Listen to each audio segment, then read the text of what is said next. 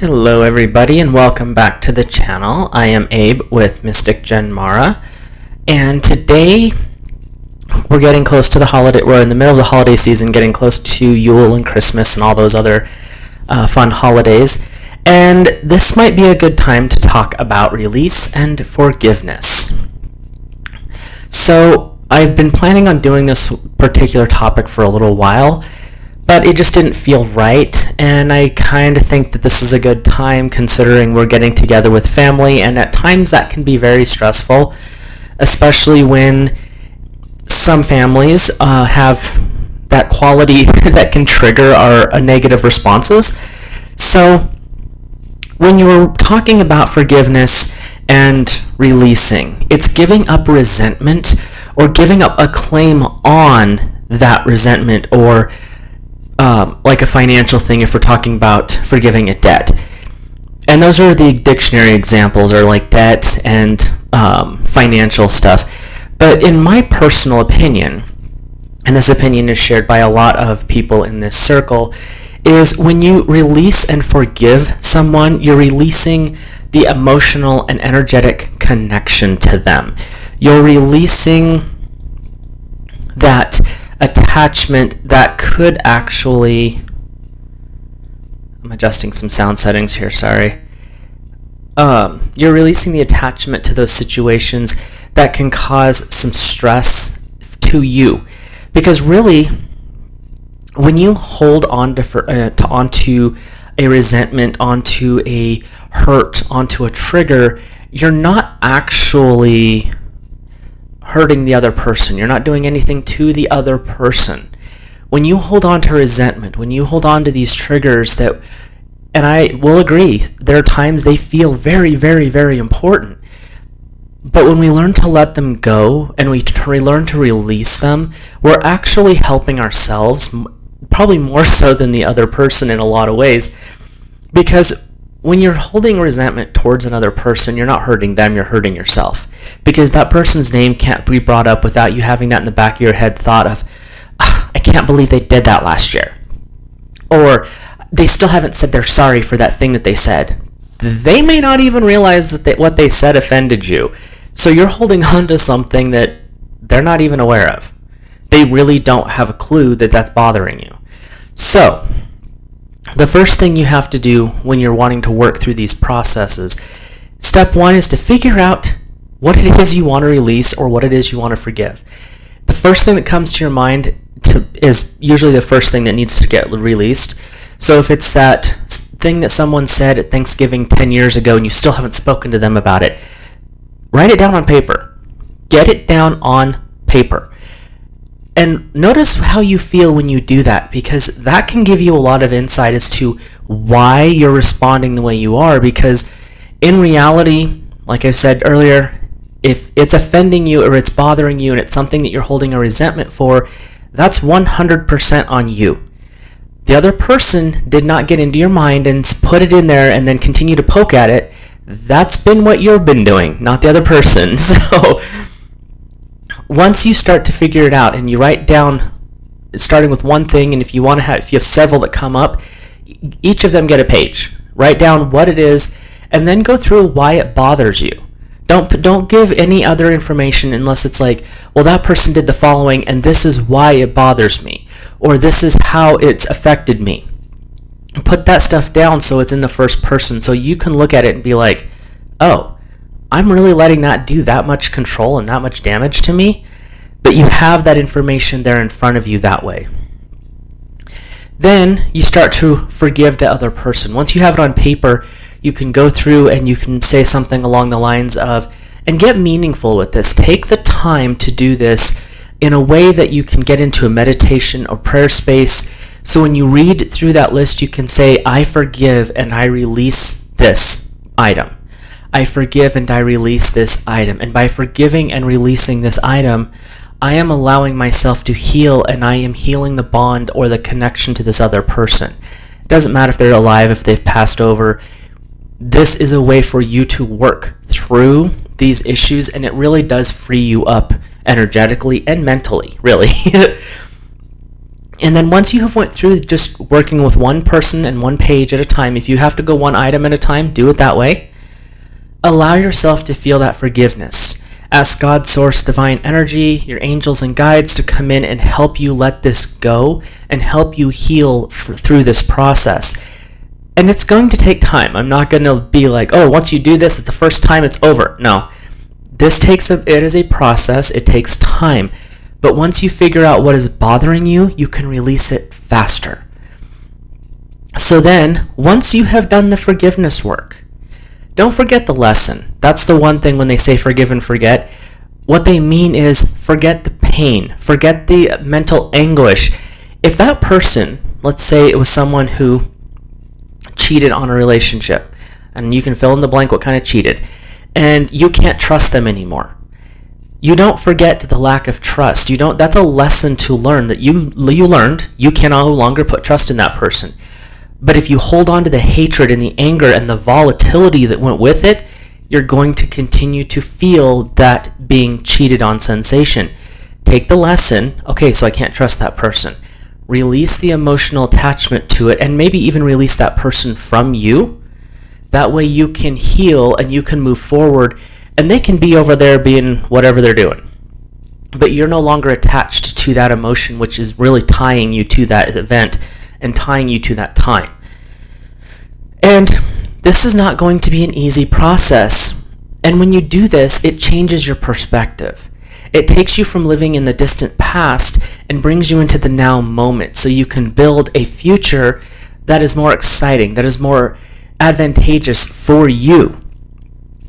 And when you're doing this, you're looking inside. You're examining that inner child. You're finding out what it was that maybe opened the door for that insult to settle.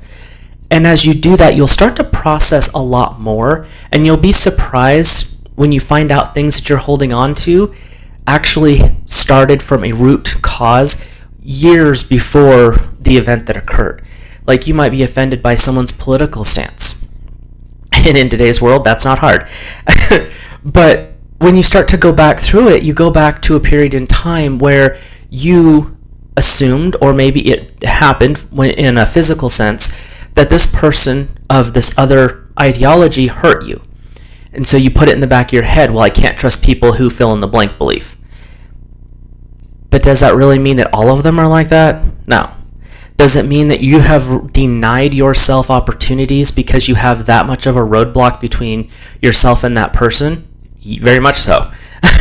So this is where you have to start letting these things go. In most situations, you're not going to forget the lesson. That's just a key to this whole thing. So don't expect to, once you've went through the releasing and forgiveness process, that this is just going to go away. You're always going to have that memory of the event, but when you do the forgiveness work, you release the emotional connection, you release that cord. And there's a lot of talk in the metaphysical world about cutting cords and all this other stuff, and that's fine and dandy, but if you don't do the inner work and lay the foundation so that when that cord is cut officially, you can heal that wound, you're not going to release that cord. That cord will hold you to that person for a long time if you haven't done the inner work to say, okay, I've learned this lesson, I'm ready to release that and let it go. And that's the key part of all of this, is you have to do the inner work before any of those outer cords can be fully removed. Now, you can have a cord cutting ritual done, and that is a service that I am working on adding to my list of things, but the process with it is when we go through it with you. You're working through a lot of this stuff, and cutting the cord cuts the massive attachment. And in a lot of times, that gives you time to heal, to work through the forgiveness, and release it. And if you can do that work, and this is, again, you have to do the work, you can actually release that cord permanently. The cord cutting rituals and healings work, but if you don't let go of the resentment or the hurt, that connection energetically to the other person or to that event, you're going to reattach yourself because you haven't done the inner work of releasing that fully. So it's a two-way street. Having the practitioner work with you is huge, and it can speed up this process massively, but you have to do the work yourself, because I can't get into your head. And The crazy old lady at the edge of town, she can't get into your head. That old guy that lives in the basement, he can't get into your head. You have to go through this process yourself. They can facilitate and speed up the process, but again, the work that comes down to this is yours. So, one way they talk about writing the angry letters and then destroying them. Okay, do your thing. This is a way you can start off those letters, because it does help, but burning them just without having any of this other process going on doesn't help, really. So, start off, dear fill in the blank.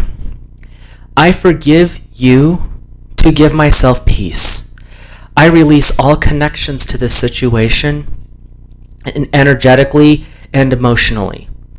I have learned and grown from this situation. Thank you. And now I return the energy back to you and ask that Source God Divine Energy heals this issue for you as well as for me. And if you can do that with each item on that list, and those lists can be long, trust me. But when you start to work through it in that respect, you're working on shadow work, which is not the most pleasant thing to do. But in this situation, you're looking at the darker parts, the parts of you that have that anger, the resentment, those instantaneous response actions. And you're saying, why are you acting like this? Why does this bother you? And then you put it on paper and who was involved or what situation or what place. And then you're asking that person, dear so-and-so, I release this. I'm done.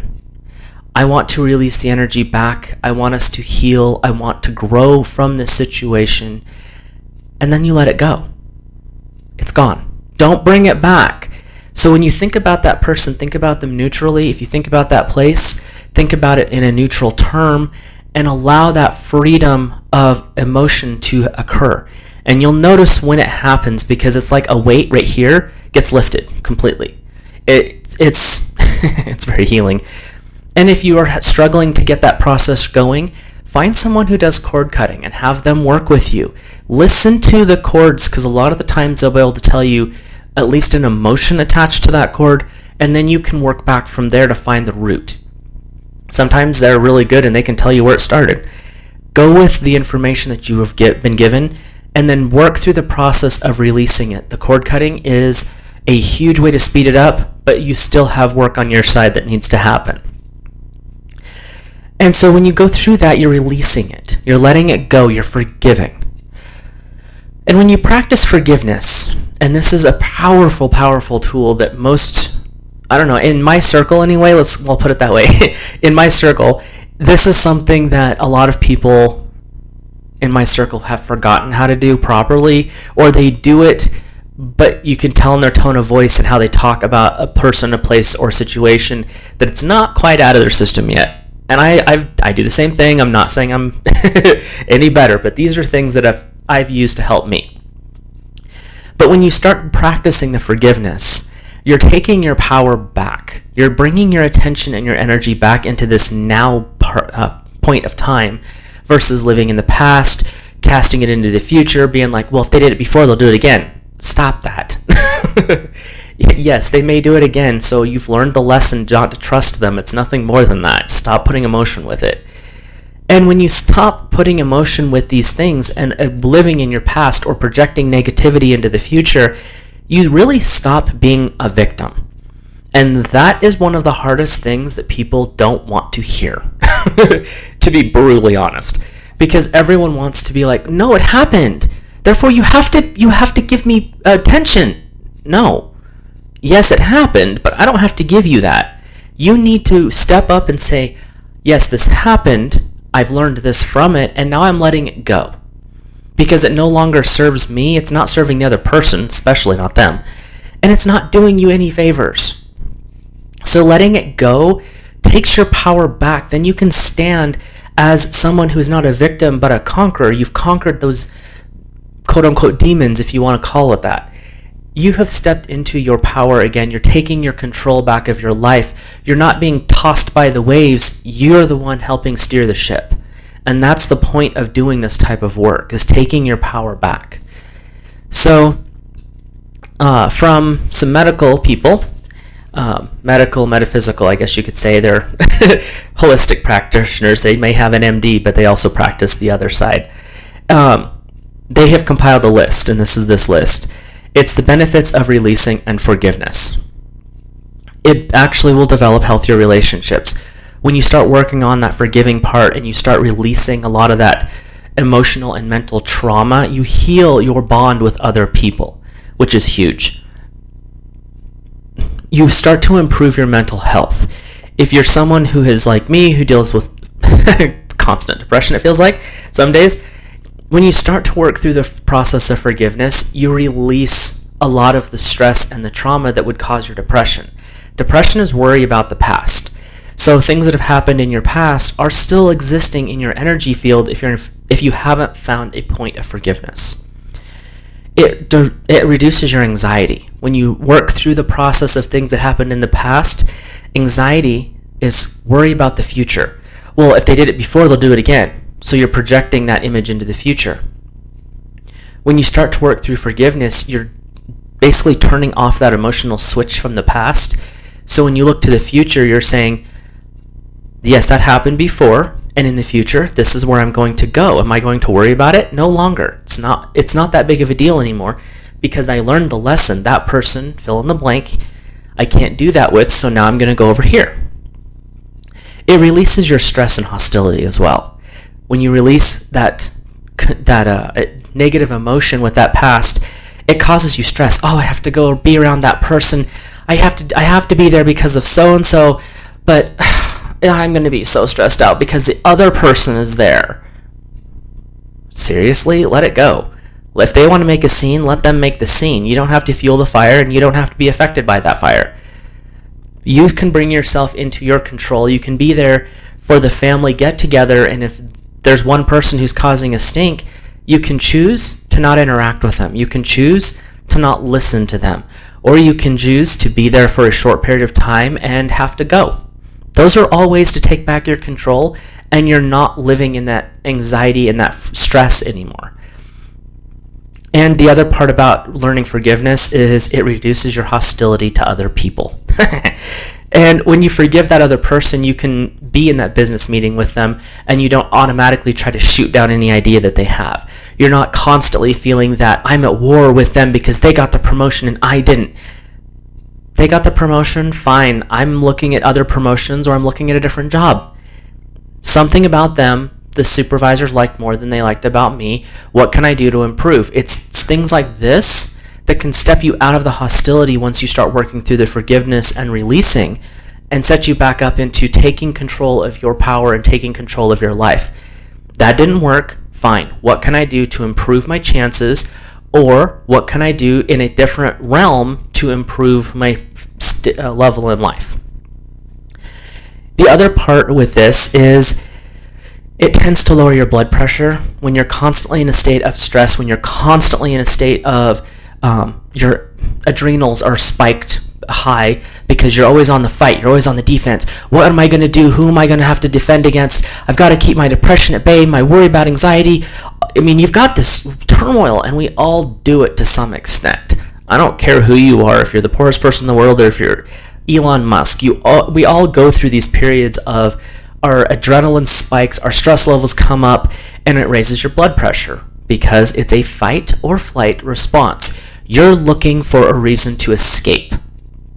When you work through and you bring that forgiveness in and you start to calm down that constant state of I need to run, I need to fight, I need to run, I need to fight, and you bring it back down into the past is over, I've learned my lessons, I'm looking to a positive future, I'm learning to breathe, I've taken back control of my life, I am no longer a victim. You'll notice that your blood pressure and your immune system actually stabilize and improve who you are as a physical being. It improves your immune system to do this type of work. Your heart controls more of what your emotions are than what people realize. There's a popular story about a person who needed a heart transplant and was a strict vegetarian, borderline vegan, got a heart transplant from someone whose favorite food was chicken. It was in their mind fried chicken. in their mind, it was an emotional attachment to their family because that's how they celebrated their love.